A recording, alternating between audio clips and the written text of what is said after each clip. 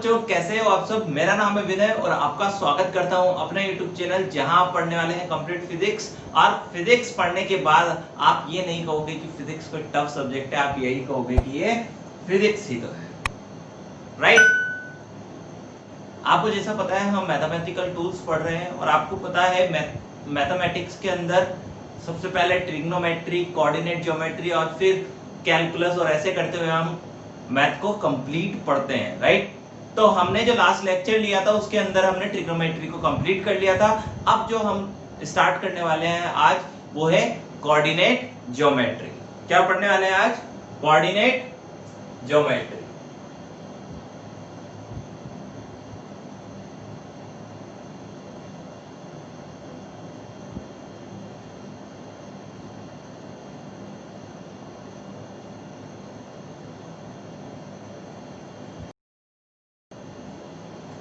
हम पढ़ने वाले हैं कोऑर्डिनेट ज्योमेट्री। कोऑर्डिनेट ज्योमेट्री में सबसे पहले जो हमें पढ़ना होता है वो है डिस्टेंस फॉर्मूला। क्या पढ़ने वाले हैं? Distance formula.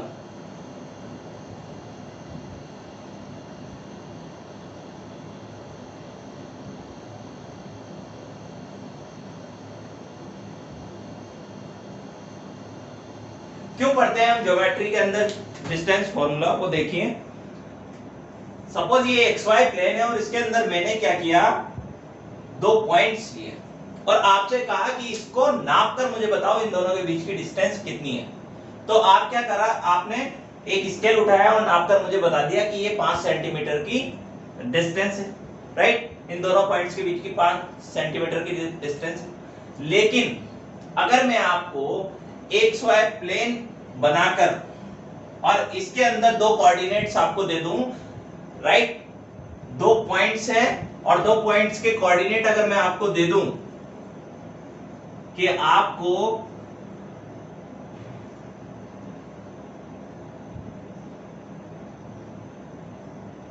इन दोनों कोऑर्डिनेट्स के बीच की डिस्टेंस निकालनी है, तो आप यूं नाप कर नहीं कह सकते कि ये 5 सेंटीमीटर है या 10 सेंटीमीटर है। तब आपको क्या करना होता है, कोऑर्डिनेट ज्योमेट्री के अंदर एक फॉर्मूला दिया होता है, राइट, उसको आपको लगाना होता है, तब जाकर आप दो पॉइंट्स के बीच की डिस्टेंस को निकाल सकते हैं जब आपको कोऑर्डिनेट दिए हुए हो। ठीक, ये तो बात थी 2D प्लेन की। अगर आपको 3D प्लेन के बारे में बोल दिया जाए और वहां पर पॉइंट आपको दे दिया जाए और बोले कि इन दोनों पॉइंट्स के बीच की डिस्टेंस आपको निकालनी है, तब आप क्या करोगे? तब भी आपको डिस्टेंस फॉर्मूला यूज करना है। उसमें कुछ थोड़ा सा चेंज होगा, वो भी मैं आपको बताता हूं, ठीक है। तो सबसे पहले हमें क्या करना है, ये एक्स वाई प्लेन है और इसके अंदर दो कोऑर्डिनेट हमें दिए हुए हैं, ए और बी। दो पॉइंट्स है जिसके कोऑर्डिनेट आपको दिए हुए हैं x1 y1 और x2 y2, राइट। आपको डिस्टेंस निकालनी है ये वाली। कौन सी निकालनी है? ये वाली। अब ये डिस्टेंस निकाले कैसे, उसके लिए जो फॉर्मूला है उसका डेरिवेशन देखते हैं, एक बार ड्राइव कैसे करते हैं उस फॉर्मूले को, वो देखें। सबसे पहले मैं इसका प्रोजेक्शन लेता हूं, राइट, x1 और y1 का। x एक्सिस पे x1, x एक्सिस पे x2 and y एक्सिस पे it's y2 and it's y1, right. आपको यहां पर कहीं राइट एंगल ट्रायंगल बनता हुआ दिख रहा है।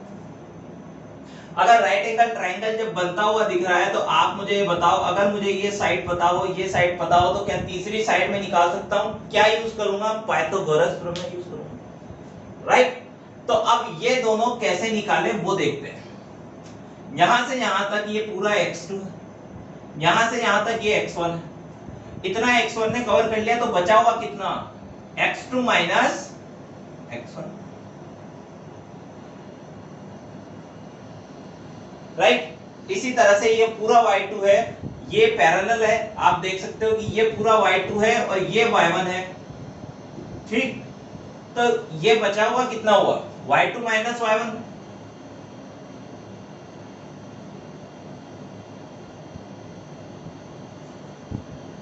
राइट। अब आपको निकालना है ये वाली length which is hypotenuse. 90 degree के सामने बताओ क्या हुआ? 90 डिग्री के सामने वाली जो लेंथ है वो हमारी क्या होती है? हाइपोटेनियस होती है, राइट। और जो एंगल सपोज इट्स थीटा और थीटा के सामने वाला परपेंडिकुलर दोनों जिस पर है बेस, तो अब आप पाइथागोरस प्रमेय लगा सकते हो। बाय पाइथागोरस प्रमेय, बाय पाइथागोरस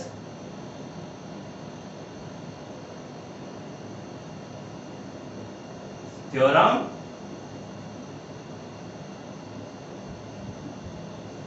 आपने क्या लगाया, पाइथागोरस प्रमेय लगाई, पाइथागोरस थ्योरम लगाई और क्या निकाला, सपोज इट्स d, तो आप क्या लिखेंगे, d स्क्वायर, पाइथागोरस प्रमेय क्या होती है, हाइपोटेन्यूज स्क्वायर, क्या होगी सबसे पहले हाइपोटेन्यूज स्क्वायर, हाइपोटेन्यूज, फिर उसके बाद perpendicular square plus base square. मुझे बताओ हाइपोटेन्यूज क्या है हमारी, विच इज d, परपेंडिकुलर क्या है, y2 माइनस y1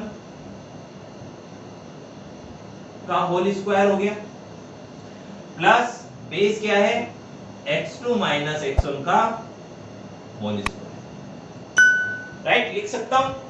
लिखने के बाद अगर आप इसको ऐसा याद करना चाहें तो ठीक, और हम कैसे लिख सकते हैं इसको, d square equal to x2 minus x1 का whole square plus y2 minus y1 का होल स्क्वायर। इस तरह याद कर सकते हैं, d square equals to x2 minus x1 का whole square plus y2 minus y1 का होल स्क्वायर, राइट। या आप कैसे लिख सकते हैं इसे, d equal to root over x2 minus x1 का whole square plus y2 minus y1 का होल स्क्वायर। या तो ऐसे याद कर लो या ऐसे याद कर लो, जैसे आपको सहूलियत लगे, जैसा आपको समझ में आए वैसे आप इसको याद कर सकते हो।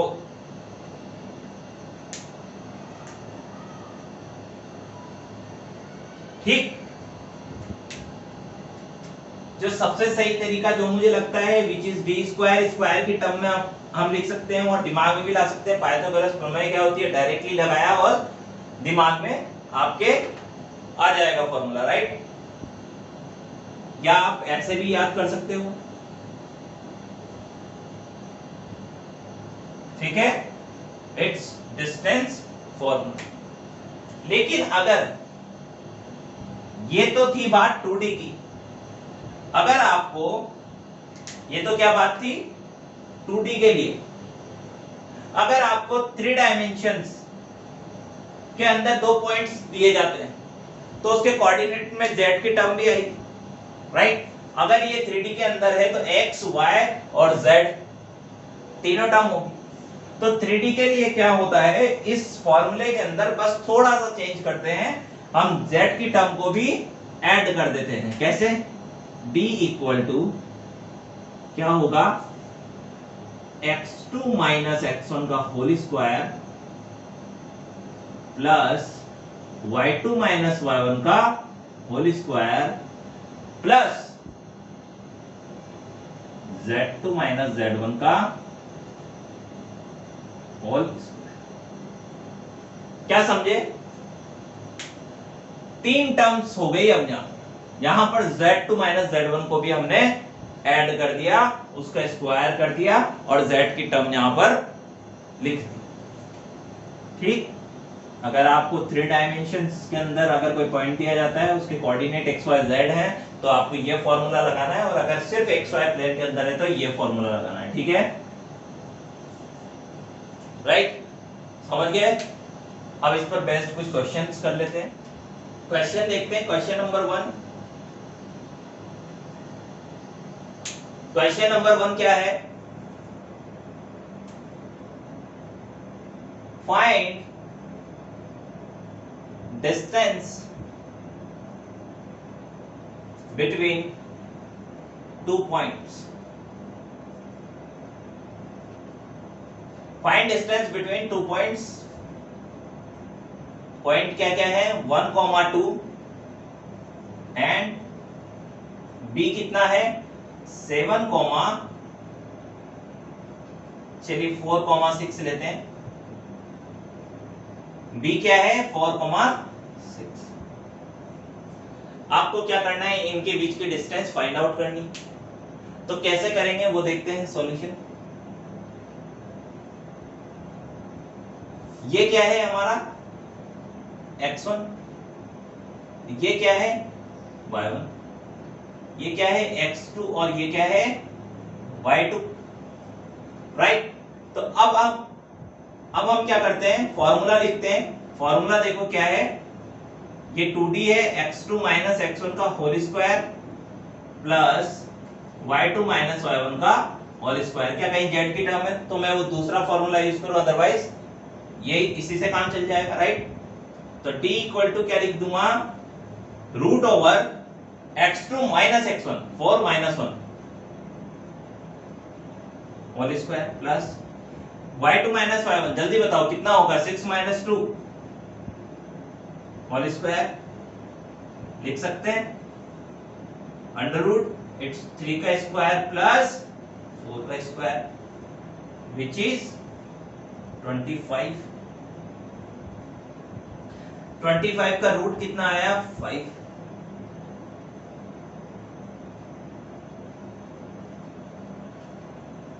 ये हमारी क्या है, इन दोनों पॉइंट्स के बीच की डिस्टेंस। नेक्स्ट क्वेश्चन देखते हैं क्या है। क्वेश्चन इज फाइंड डिस्टेंस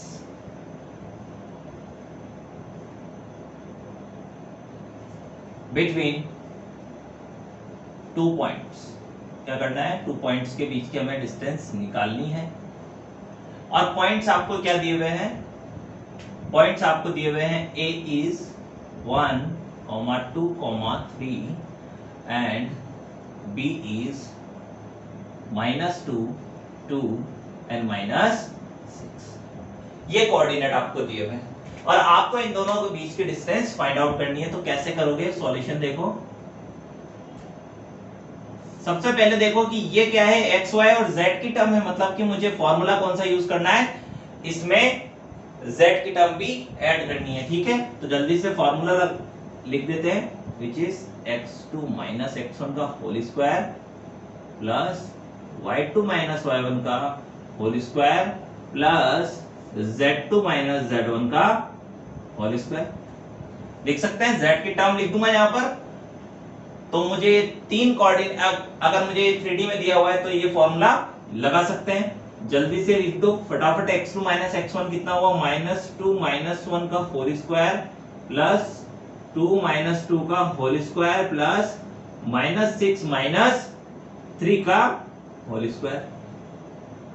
लिख सकते हैं, ये कितना हुआ, -3 का होल स्क्वायर प्लस 0 प्लस -9 का whole square. It is 9 plus 81 root कितना आया, रूट ओवर 90। कितना आया, रूट ओवर 90। यही हमारी क्या है, डिस्टेंस है इन दोनों कोऑर्डिनेट्स के बीच की। ये तो क्या था, 2D के लिए था, ये 3D के लिए मैंने आपको लिख दिया। अब इसमें डिफरेंट वेराइटी ऑफ क्वेश्चन क्या होता है वो देखते हैं। क्वेश्चन देखो, different variety of question. Question क्या है, find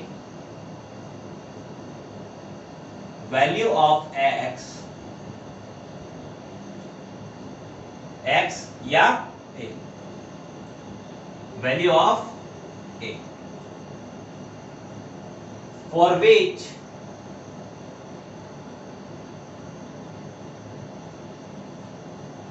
distance between two points, distance between 2 points is 10 unit, right. और जो पॉइंट्स हैं आपको वो कितने दिए हुए हैं, 1, a and b is 7, 12। अब आपको अगर इसका सॉल्यूशन निकालना है तो आप पहले ये देखो कि आपको क्या क्या दिया हुआ है, एक्स वाई कोऑर्डिनेट दिए हुए हैं, ठीक है, ये x1 हो गया, ये y1 हो गया, ये x2 हो गया और ये y2 हो गया। एक अननोन है, एक इक्वेशन चाहिए और मुझे पता है, मुझे d भी दे दिया है यहां पर, राइट। तो आप ये देखो फॉर्मूला क्या लगेगा, d equal to under root over x2 minus x1 का whole square plus y2 minus y1 का होल स्क्वायर। फॉर्मूला तो ये लगना है, राइट। d हमें दे दिया है 10, यहां पर देखिए आप root over x2 minus x1 का होल स्क्वायर मतलब कि 7 माइनस 1 which is 6 का square plus y2 minus y1 12 upon minus a का होल स्क्वायर, राइट। इस तरह से आप करोगे इसको, राइट। अगर मैं दोनों तरफ स्क्वायर ले लेता हूं तो ये कितना हो जाएगा 100। इसलिए मैंने आपको वही वाला फॉर्मूला याद करने के लिए ज्यादा कहा, कुछ ज्यादा सहूलियत है। 10 यहाँ पर b स्क्वायर हो जाएगा, यहाँ पर रूट लेने की जरूरत नहीं होती है और वो याद करने में भी आसान होता है, ठीक है। इट इज 6 का स्क्वायर प्लस 12 माइनस a का होल स्क्वायर, राइट।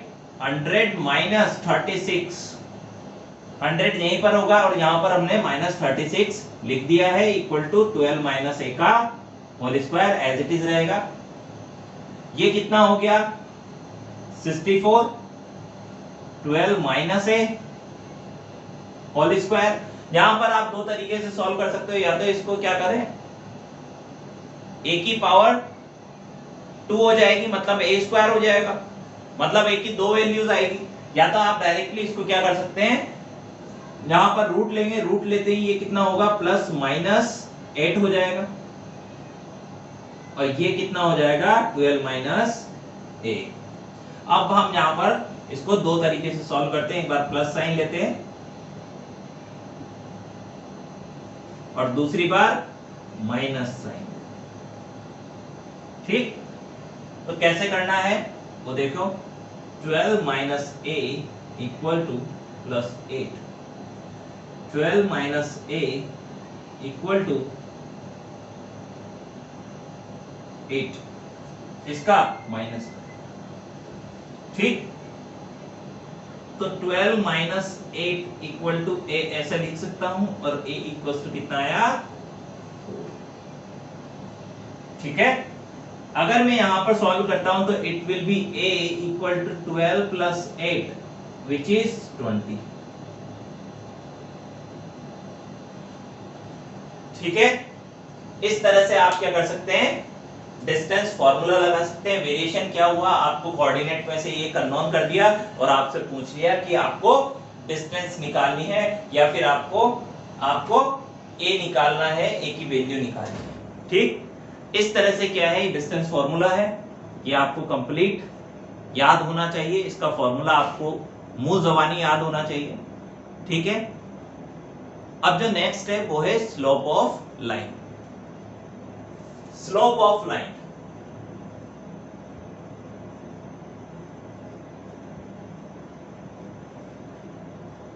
पहले मतलब समझते हैं कि है क्या मतलब इसका। अगर मैं आपको यहां पर ये XY प्लेन है और इसके अंदर मैंने दो लाइंस ड्रॉ की और मैंने आपसे पूछा कि ये बताओ इन दोनों लाइंस में से ढलान किसमें सबसे ज्यादा है। अब आप जानते हो नॉर्मल नेचुरल, जैसे आप जब चलते हो तो आपको पता चलता है यार ढलान ज्यादा है, या तो मैं चढ़ रहा हूं तो मुश्किल है और उतर रहा हूं तो बड़ी जल्दी उतर रहा हूं, राइट। तो आप मुझे ये बताओ कि यहाँ पर इन दोनों लाइंस में से A और B लाइंस हैं और इन दोनों लाइंस में से बताओ किसकी ढलान सबसे ज्यादा है। तो आप क्या करोगे, एक बॉल लोगे और बॉल लेके यहाँ पर रखोगे और छोड़ दोगे। क्या करोगे, बॉल लेके यहाँ रख के और छोड़ दोगे। आप मुझे ये बताओ ये वाली ज्यादा जल्दी पहुंचेगी या ये वाली जल्दी नीचे पहुंचेगी। यहाँ पर क्या होगा, ये बॉल रखने के बाद ये यहाँ पर नीचे धीरे धीरे धीरे धीरे आएगी, लेकिन यहाँ पर ढलान ज्यादा है इसलिए ये यहाँ पर जल्दी आ जाएगी। समझ गए मेरी बात। मतलब कि हम कह सकते हैं कि बी की जो ढलान है, बी की ढलान इज नथिंग बट स्लोप। क्या बोलते हैं? ढलान को ही हम क्या बोलते हैं? स्लोप बोलते हैं। ठीक, तो क्या कहने वाले हैं? बी की जो स्लोप है वो ए से ज्यादा है। ठीक है, ये तो क्या हुआ? नेचुरल वे हुआ कि ठीक है।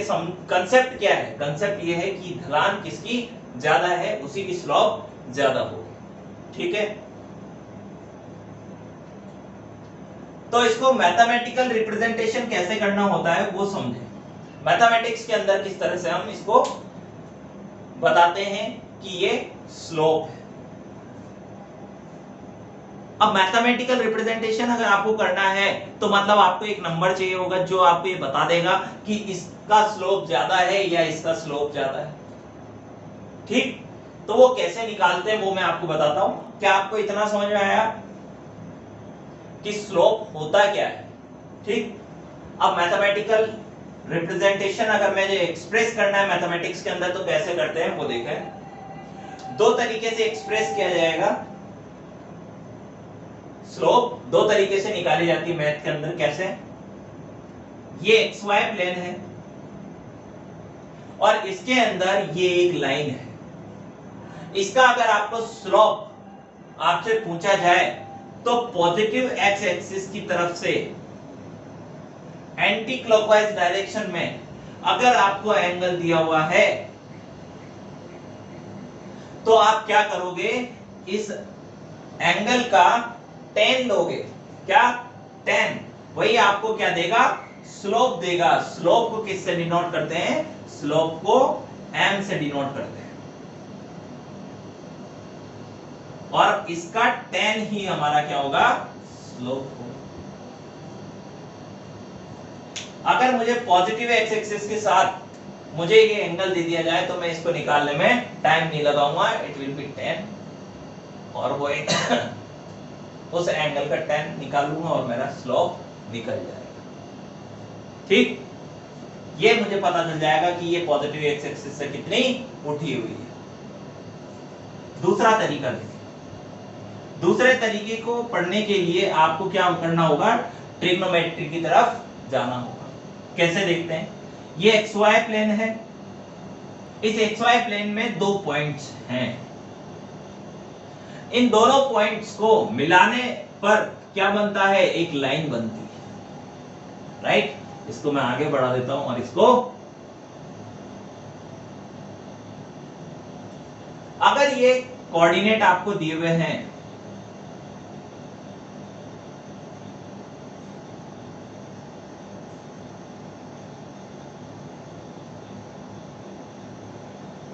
तब आपको अगर स्लोप निकालना है तो कैसे निकालेंगे? यहां तो एंगल नहीं दिया हुआ, नहीं तो मैं डायरेक्ट tan थीटा लगाकर स्लोप निकाल लेता। यहां तो आपको कोऑर्डिनेट दिए हुए हैं, तो कोऑर्डिनेट से अगर आपको स्लोप निकालना है तो उसके लिए आपको क्या करना होगा? थोड़ा ट्रिग्नोमेट्री की तरफ बढ़ना होगा।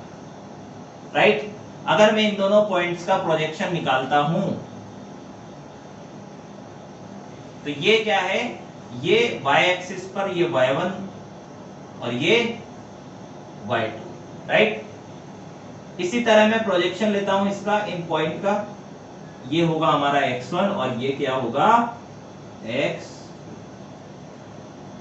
क्या आपको कहीं राइट एंगल ट्रायंगल देखने को मिल रहा है? राइट एंगल ट्रायंगल मिल गया मतलब कि आधे से ज्यादा काम हो गया। ये साइड मुझे पता चल जाए, ये साइड मुझे पता चल जाएगा तो ये साइड में निकाल लूंगा पाइथागोरस। राइट, हमें उसकी अभी जरूरत नहीं है, लेकिन ये साइड हमें निकालनी है। तो कैसे निकालेंगे? ये y1 है, ये पूरा y2 है, तो ये बचा हुआ कितना हो गया? y2 minus y1। और ये दो अगर पूरा x2 है और ये x1 है तो बचा हुआ कितना हो गया? x2 minus x1। मुझे दोनों साइड्स मिल चुकी है। ये एंगल सपोज थीटा है तो ये बेस हुआ और ये परपेंडिकुलर हुआ और ये हाइपोटेन्यूस हुआ। राइट, तो मैं अगर इसका tan थीटा लेता हूं क्योंकि मुझे पता है कि मेरा जो स्लोप है वो कितना होता है? tan थीटा होता है। राइट, तो tan थीटा कितना हो गया मेरा? y2 minus y1 upon x2 minus x1। क्या है ये? Perpendicular upon base. मतलब कि ये क्या है? Delta y upon delta x। ये डेल्टा क्या है? ये जिसके साथ लग जाता है ये उसमें चेंज को बताता है। यहां पर देखो y2 माइनस y1, ये क्या है? चेंज है। किसके अंदर? y के अंदर। x2 माइनस x1 क्या है? चेंज है। किसके अंदर? x के अंदर। क्या मैं उसको डायरेक्टली ऐसे लिख सकता हूं कि change in y upon change in x? और यही मेरा क्या है? स्लोप। राइट? तो ये क्या हो गया? स्लोप का फॉर्मूला। ठीक है? कहीं से कहीं तक कोई कंफ्यूजन हो तो कमेंट करो।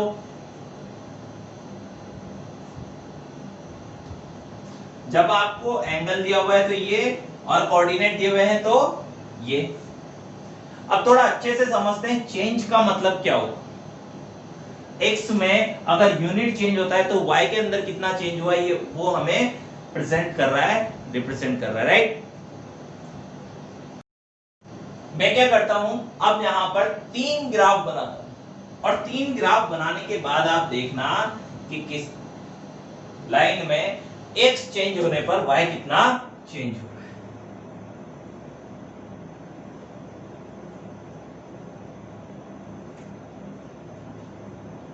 ये क्या है? x next y।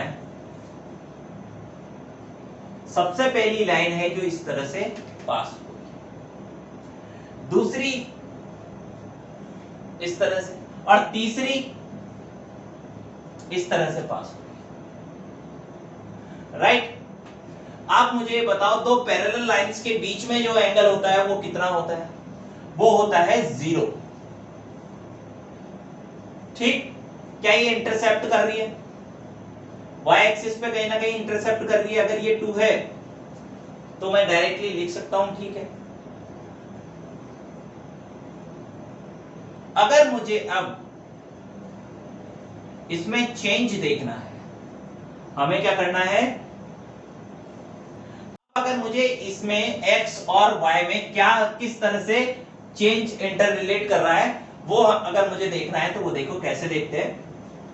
इस x एक्सिस पर 0 से आगे बढ़ने पर x1 x2 x3 it's 1 2 3। Right? बढ़ने पर क्या मेरा y बढ़ रहा है? नहीं, मेरा y तो कांस्टेंट हो गया। ये क्या है?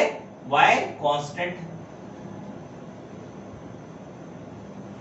और मुझे पता है स्लोप कितना है? tan theta equals to y2 minus y1 का अपॉन x2 माइनस x1। ये अगर मुझे कांस्टेंट है, अगर ये मुझे कांस्टेंट मिल रहा है तो मतलब कि यहां पर भी y मेरा इक्वल है, यहां पर भी मेरा y है, यहां पर भी y है। इसका मतलब क्या हुआ? y2 minus y1 is 0। ये टर्म क्या हो जाएगी? 0, क्योंकि यहां तो y तो कांस्टेंट है। ठीक? ये 0 तो थीटा इक्वल टू 0 डिग्री। क्या हमें पता चल गया? दो पैरेलल लाइंस के बीच में कोई ढलान नहीं है, कुछ नहीं है। यहां पर तो जो एंगल है वो 0 है, मतलब कि जो स्लोप है वो है 0।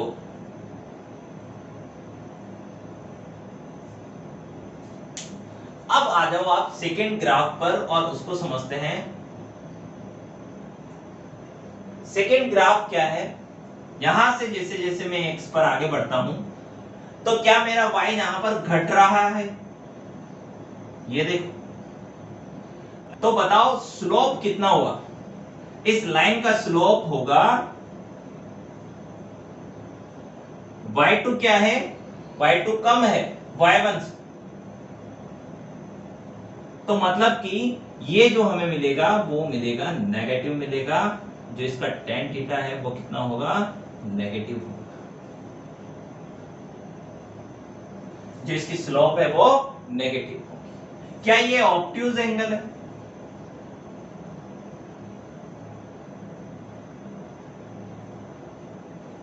इस ऑब्ट्यूज एंगल की वजह से जो स्लोप आ रहा है वो आ रहा है नेगेटिव। कितना आ रहा है?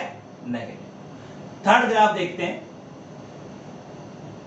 थर्ड ग्राफ में आप देखोगे पॉजिटिव एक्स एक्सिस से क्लॉकवाइज डायरेक्शन में एंगल देखा तो ये कितना आया? ये आया आपका एक्यूट एंगल। क्या आया? Acute angle. आप यहां पर देखो जैसे जैसे आप आगे बढ़ते हो एक्स बढ़ता जा रहा है, एक्स के साथ साथ वाई भी देखो बढ़ता जा रहा है, राइट? मतलब कि एक्यूट एंगल अगर है तो जो स्लोप आएगा वो आएगा क्या? Positive, right? tan थीटा क्या होगा?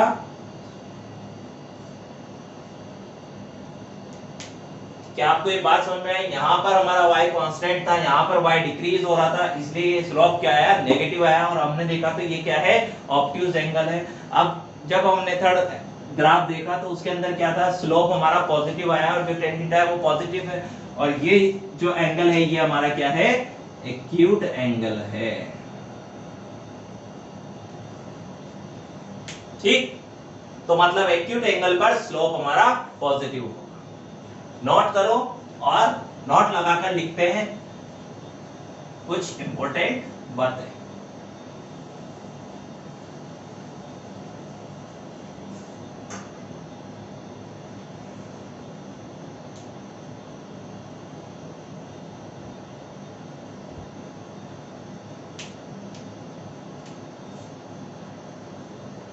First is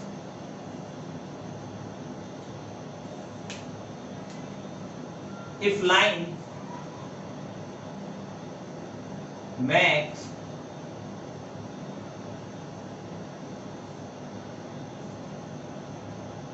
obtuse angle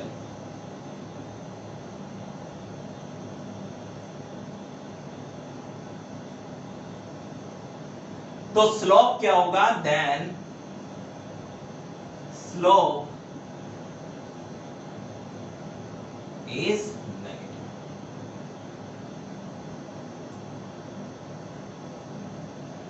second देखो, if line makes acute angle, क्या कर रहा है? acute angle बना रहा है किससे? पॉजिटिव x एक्सिस से, from positive x axis.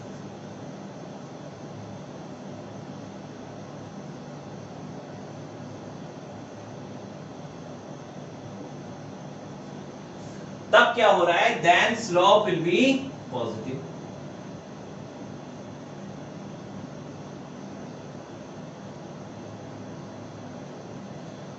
Right? ये नोट लगाकर लिखें और इसे याद रखें, ये आपको आगे जाकर बहुत हेल्प करने वाला है। ठीक है? स्लोप क्या हो जाएगी? नेगेटिव हो जाएगी जब लाइन क्या कर रही होगी? पॉजिटिव एक्स एक्सिस से एंगल बना रही होगी। कौन सा? Obtuse angle. तब तो स्लोप नेगेटिव है। उसके बाद अगर वो एक्यूट एंगल बनाती है तो मतलब कि जो स्लोप है वो हमारा पॉजिटिव होने वाला है। ठीक? यहां पर डायग्राम भी बनाकर देख लो। अगर ये है तो स्लोप नेगेटिव है, अगर एक्यूट है तो स्लोप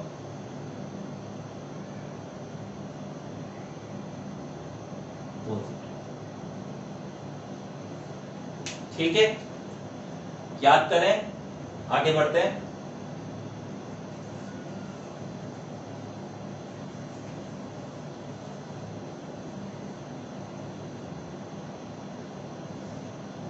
आपने इक्वेशन ऑफ लाइन तो सुनी होगी। अब इक्वेशन ऑफ लाइन अगर उसमें देखोगे तो स्मॉल m स्लोप का बहुत बड़ा रोल है। मतलब कि लाइंस जैसे जैसे चेंज होती जाएगी वैसे वैसे स्लोप चेंज होता रहेगा, और स्लोप चेंज किया तो लाइन की इक्वेशन चेंज हो जाएगी। लाइन की इक्वेशन क्या है?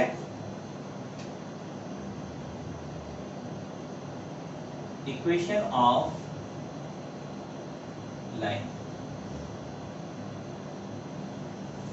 क्या है?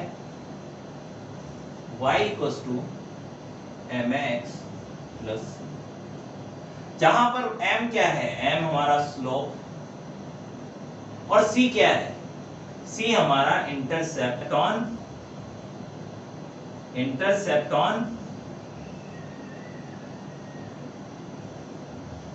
y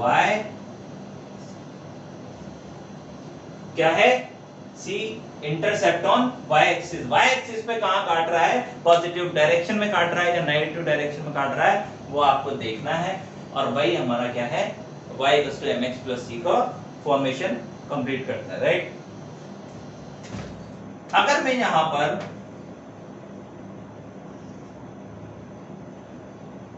चार ग्राफ बनाता हूं, आप ग्राफ देखना।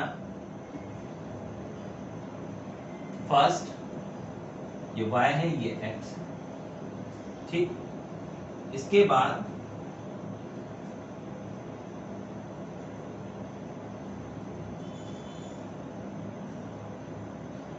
ये एक ग्राफ है, ठीक।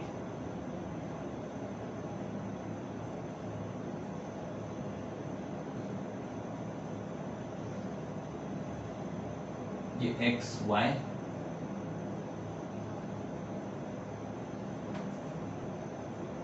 ये फोर्थ ग्राफ है।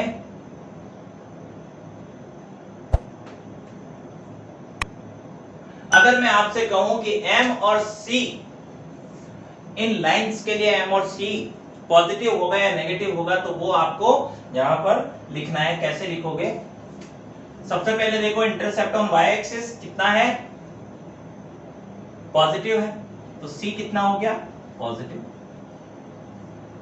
अगर मैं आपसे कहूं कि जो इसका स्लोप है, क्या वो ऑब्ट्यूज एंगल है या एक्यूट एंगल है? क्या है? ऑब्ट्यूज एंगल है। इसका मतलब कि m इक्वल्स टू नेगेटिव,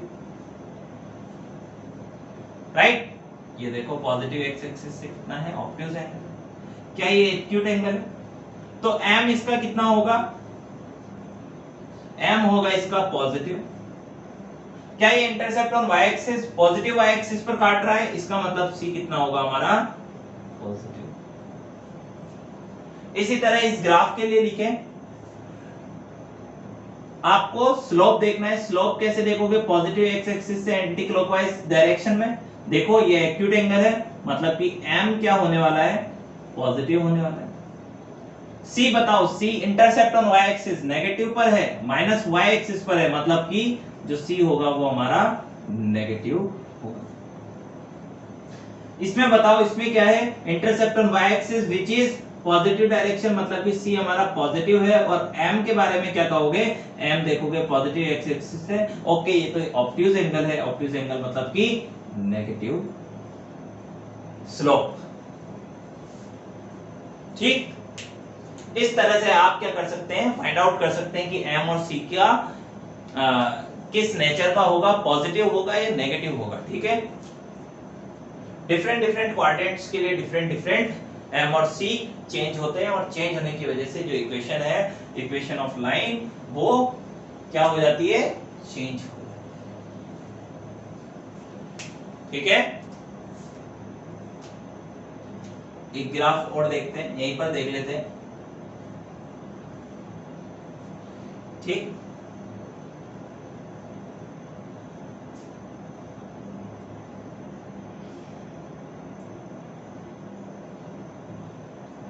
ये क्या है? ये एक्स वाई एक्सिस में एक लाइन है जो क्या कर रही है? ओरिजिन से पास हो रही है। आप मुझे बताओ, इंटरसेप्ट ऑन वाई एक्सिस कहां पर है? जीरो। देखो, ना ऊपर की तरफ है, ना पॉजिटिव है, ना नेगेटिव है, इट्स जीरो, ओरिजिन से पास हो रहा है, ठीक। तो यहां पर जो c होगा वो क्या होगा हमारा? c होगा जीरो। अच्छा, मुझे बताओ स्लोप क्या है? स्लोप तो इसकी एक्यूट एंगल है, मतलब कि जो स्लोप है वो हमारा पॉजिटिव होगी, राइट? तो जो स्लोप है वो तो पॉजिटिव है, और जो इंटरसेप्ट है वो हमारा जीरो है। तो अगर मैं इसको देखूं, तो ये y mx plus c जो इक्वेशन होगी वो कितनी होगी? सी तो हमारा क्या हो गया, 0 हो गया, प्लस पॉजिटिव एक्स एक्सिस, ठीक है, y इक्वल टू एक्स, ये कितनी हो गई इक्वेशन इसकी, y इक्वल टू, अगर मैं टेन थीटा की बात करता हूं, स्लोप की बात करता हूं, तो वो पॉजिटिव तो है, लेकिन इसकी वैल्यू क्या होगी, मैंने यहां पर क्यों लिख दिया m, आप देखें उसे, टेन थीटा इक्वल टू क्या होता है, delta y upon delta x। तो ये जैसे जैसे x बढ़ रहा है वैसे वैसे y बढ़ रहा है, मतलब कि x और y दोनों तो कांस्टेंट है, मतलब कि ये डेल्टा y उतना ही होगा जितना डेल्टा x होगा, तो ये दोनों कट जाएंगे तो इट विल बी 1, और थीटा इक्वल टू कितना हो जाएगा, tan थीटा अगर 1 है तो वो कितना होगा, थीटा इक्वल टू 45,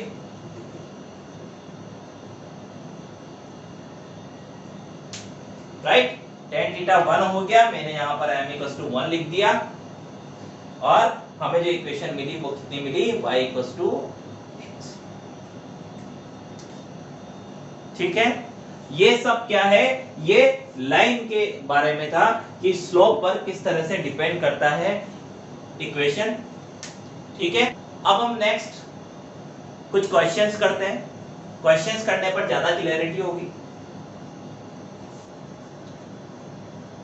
अब मैं यहां पर कुछ क्वेश्चंस लिख देता हूं, फिर हम उनको सॉल्व करेंगे। क्वेश्चन क्या है,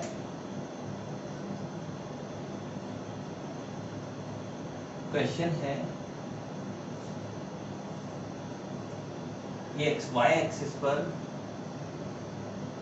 इट विल बी 60 डिग्री, और ये कितना हो गया आपका,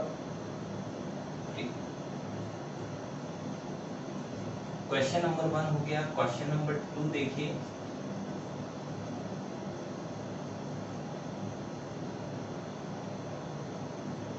फाइव डिग्री, ये हो गया ठीक। क्वेश्चन नंबर 2 देखें, क्वेश्चन नंबर 3 देखें,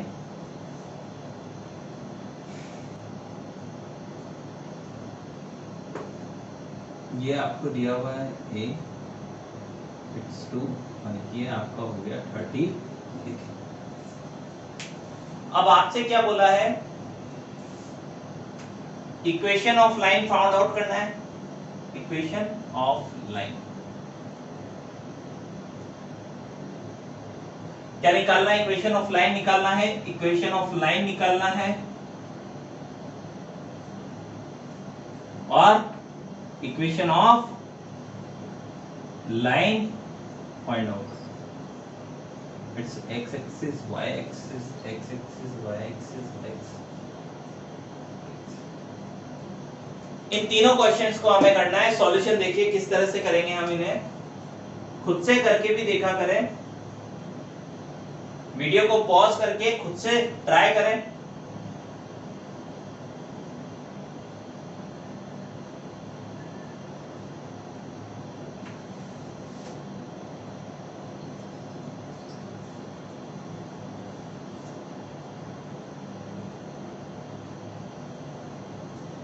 क्वेश्चन कैसे सॉल्व करेंगे, सबसे पहले हमें क्या चाहिए, स्लोप चाहिए। m कितना है, अच्छा मुझे एंगल अगर दिया हुआ है तो बड़ा सिंपल हो गया है, तो theta equal to 60 degree, tan 60 degree which is √3, right. m हमें पता चल गया। c देखो, इंटरसेप्ट ऑन y एक्सिस कितना है, क्या नेगेटिव y की तरफ है, नेगेटिव माइनस y की तरफ है, मतलब कि ये नेगेटिव होने वाला, तो c इक्वल्स टू -3।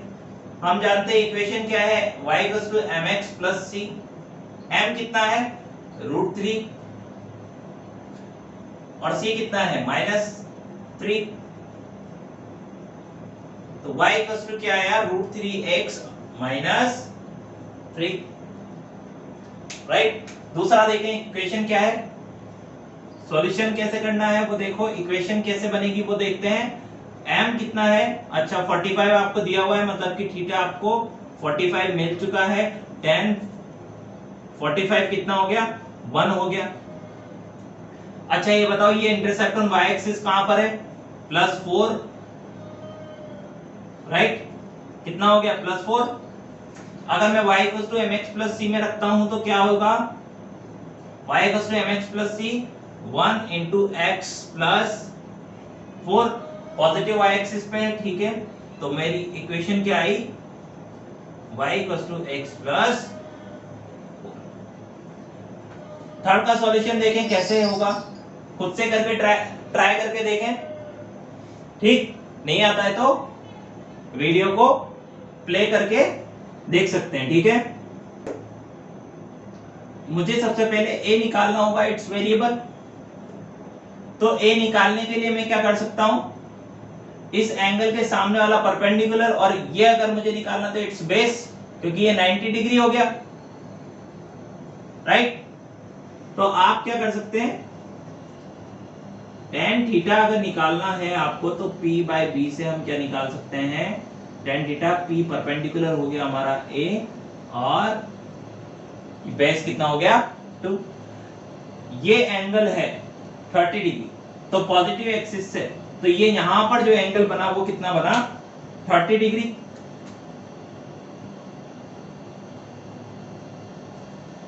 राइट।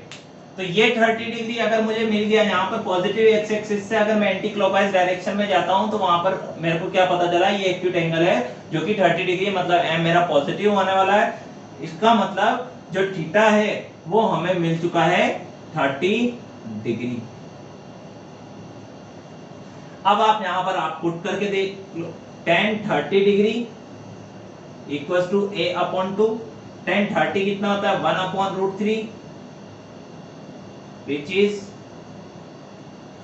और a की अगर मैं वैल्यू निकालता हूं तो इट इज 2 अपॉन रूट 3। चलिए ठीक है, a हमारा निकल चुका है, मतलब इंटरसेप्ट ऑन y एक्सिस हमने निकाल लिया है। अब हम लिख सकते हैं कैसे, m कितना हो गया, m हो गया tan 30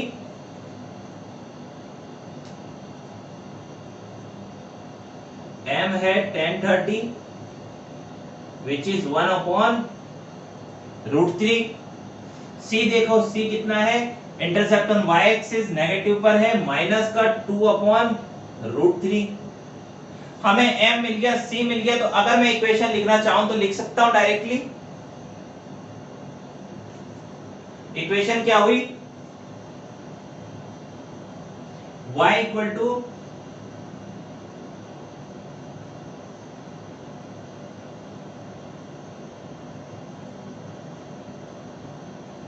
ये हमारी इक्वेशन,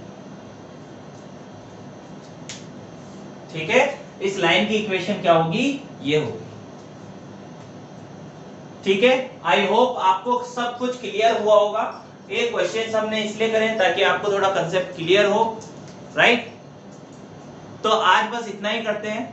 अगर आपको मेरा पढ़ाने का तरीका अच्छा लगता है तो आप मेरे चैनल को सब्सक्राइब कर सकते हैं। अगर आपको ये वीडियो पसंद आती है तो आप इसे लाइक कर सकते हैं, शेयर कर सकते हैं अपने फ्रेंड्स के साथ, रिलेटिव्स के साथ। अगर आप मुझसे फिजिक्स पढ़ना चाहते हैं तो आप मेरे चैनल को सब्सक्राइब कर लीजिए। मैं यहाँ पर कंप्लीट फिजिक्स पढ़ाने वाला हूँ, हर क्लास की धीरे धीरे लेसन सारे डाल रहा हूँ। आप इसे फ्री में पढ़ सकते हैं, देख सकते हैं। कुछ नहीं समझ में आता है, अगर कुछ भी कहीं भी नहीं समझ में आता है तो आप मुझे कमेंट करके पूछ सकते हैं, मैं आपको रिप्लाई करने की कोशिश जरूर करूँगा। Thank you for watching my video. मिलते हैं नेक्स्ट वीडियो।